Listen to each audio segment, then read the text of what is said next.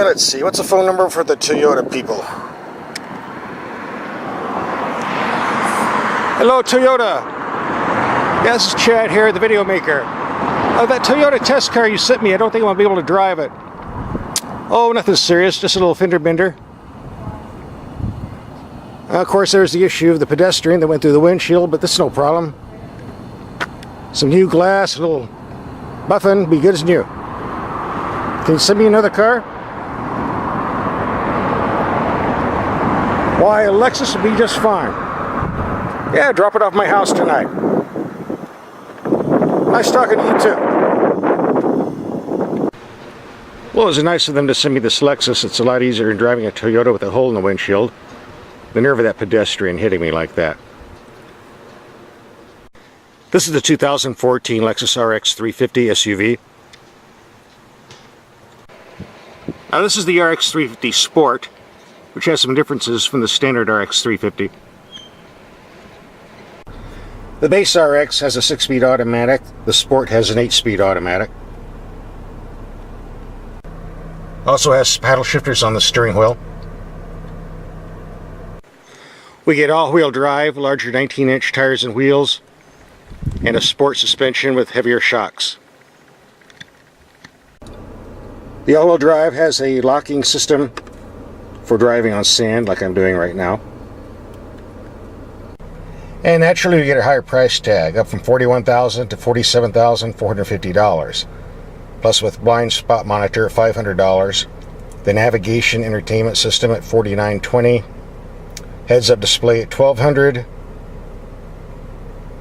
and $500 for parking assist, an upgraded DVD player at $995, and with shipping the grand total is $56,475. Not cheap, but hey, it's a Lexus. The radio and climate controls are located here, very easy to use. But for all their functions, this little stick here does the job. Move the stick from destination, information, setup, phone, climate control, media, radio. With a control stick, you can move up and down to select the radio station you want, or opt out. Go to the navigation. There's a learning curve here. It takes about a day. Very nice system.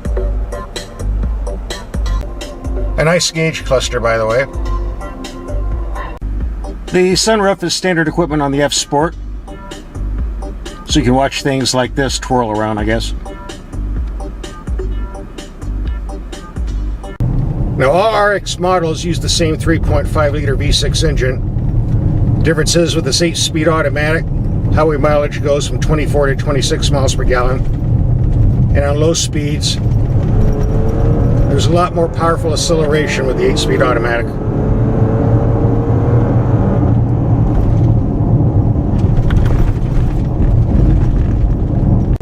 The ride quality on the standard RX is very smooth. On the F Sport, it's a little bit firmer. On roads like this, it's very rough. I partially solved that issue by lowering the tire pressures from 32 to 30. And it did not affect the handling or performance at all. So if you don't like the rough ride of the F Sport on rough roads, I suggest lowering the tire pressures a couple of pounds. It makes a big difference. Crown King, here we come. Since I'm up here at Crown King, I decided to buy myself a cabin. No, not this one. This one. Yeah, I don't get paid for these videos. This is all I can afford. I'll take a break here from driving to point out 3 complaints I had with this vehicle. They're a bit minor, but you still need to know about them. Alright, number 1, we do get a nice footrest down here. Unfortunately, the emergency brake is located right in front of it, where you'll be constantly banging your leg as you move on and off the footrest. This should never have been here. I don't know how they could have made it from design to production without somebody noticing, but they did. This needs to be changed in future models. Number 2, I lowered the tire pressures to 30 pounds so I could get a better ride on this vehicle, which did not affect performance, but doing so caused the tire pressure warning light to come on. These are nice devices to have, but I think this is a little bit too sensitive. In my third but last beef, Most computer systems like this has a system that will show you the exact tire pressures you're running. Apparently this one doesn't. So I guess for peace of mind, I'm going to have to refill the tires to get the warning light to go off. In terms of performance, the F-Sport delivers as promised. The steering's quick, responsive. The vehicle takes corners far better than an SUV should. A very nice sporting vehicle to drive, for those who want to drive an SUV that way. And the 8-speed automatic is always in the right gear regardless of the cornering speed.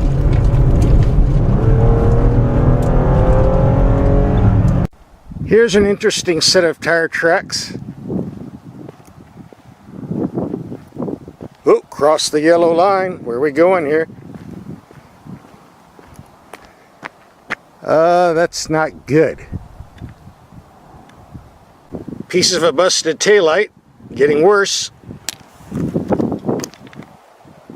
Well, at least he didn't go over the edge. Thanks to this rock. I see some liquor bottles around here too. That would explain it.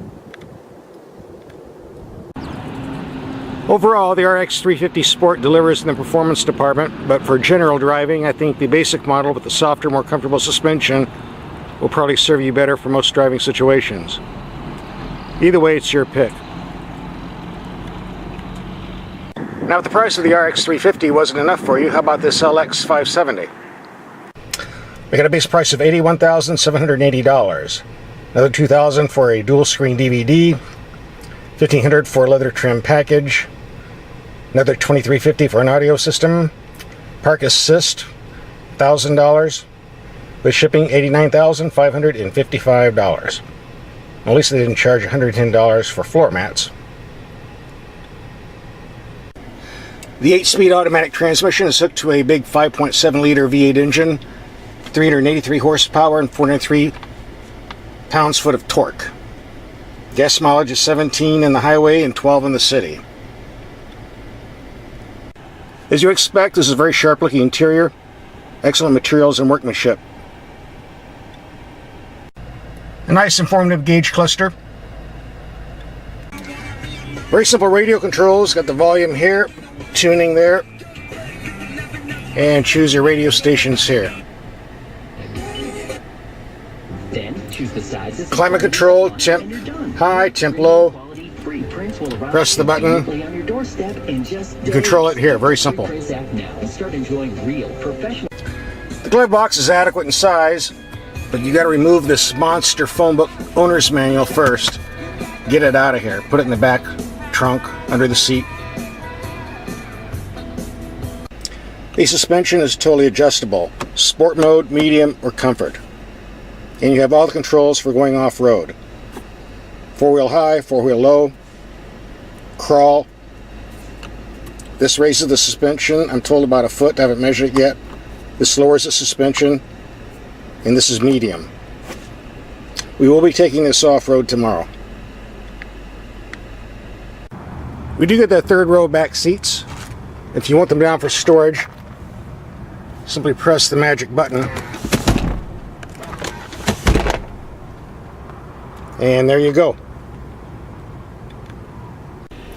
Now when you're driving, you have several choices here on the transmission mode. I have it on power. You can also press it down here for a second gear start. And ECT. I haven't looked up what that means yet, but I don't care because I'm putting it in power. Hey, 12 miles per gallon. What's a little more gas, right? This is a great machine to drive. Set in the comfort mode, the suspension is very comfortable. The body is very solid. A great highway car too, not affected by crosswinds. Steering control is very good. Good feedback. The brakes aren't as firm as I would like, but that's okay. You'll get used to it. I feel like I'm in a Bentley or Rolls actually.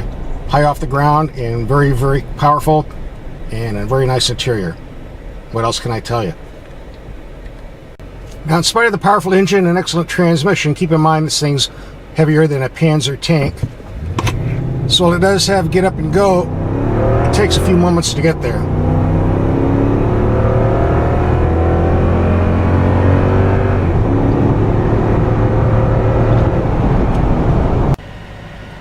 Now the good news is the Lexus tells you your tire pressure on the screen here. All 5 tires, and it tells me I'm low on 1 tire, down to 30 pounds. That's the good news. Bad news is, it doesn't tell which tire is which. So that means I've got to go check all 5 tires with my gauge to find out which one is low. Seems kind of self-defeating to me.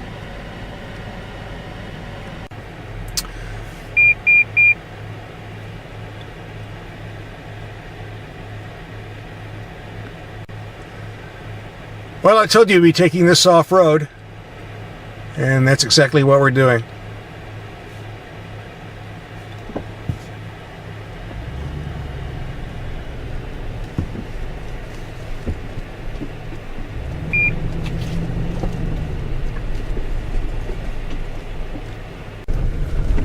Well, raising the suspension helps us clear these rocks real good. Yes. Just like a Land Rover. Yeah. Same price tag. That road looks nicer though. We spent a half a day driving this off-road with the locking differentials, high ground clearance on the air suspension. Did almost as good as a Range Rover. They should, as it costs as much as a Range Rover. I was very impressed. Rule 85-B, if you're going out in the desert and there's lots of gates to be open, make sure you bring a slave to do it. At 114 degrees out there, I'm sure not. Now we're back on the pavement. Let's take a look at these third row seats. Now, if this doesn't give you enough room in the back, there's a very simple solution. All you do is press these 2 buttons on the side panel here, and you get this.